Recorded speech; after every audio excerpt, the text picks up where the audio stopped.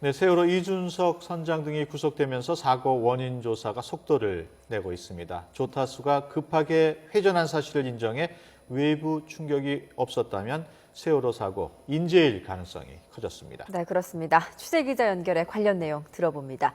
이성우 기자, 수사가 빠르게 진행되고 있군요.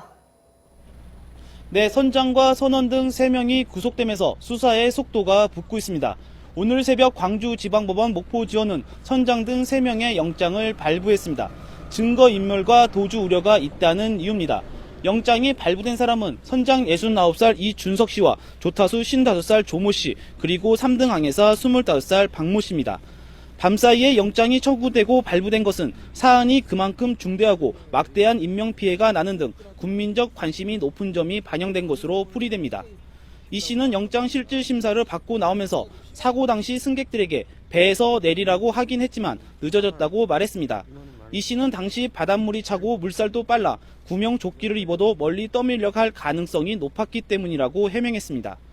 배 안에 있으라는 선내 방송도 당시에는 구조선이 오지 않았기 때문이라고 덧붙였습니다.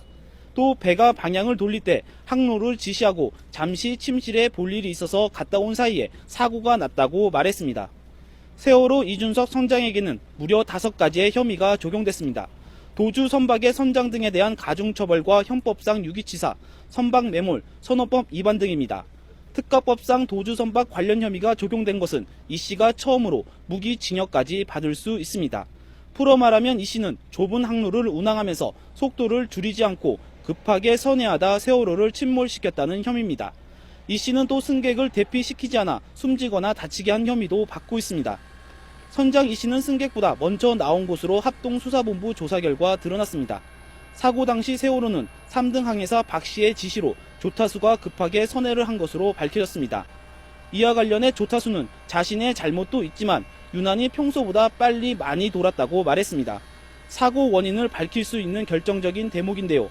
만일 외부 충격이 없었던 것으로 확인되면 여객선 세월호 사고는 인재일 가능성이 높은 것으로 볼 수 있습니다. 수사본부는 운항에 관련된 나머지 승무원도 다시 소환해 조사합니다. 지금까지 합동수사본부에서 YTN 이성우입니다.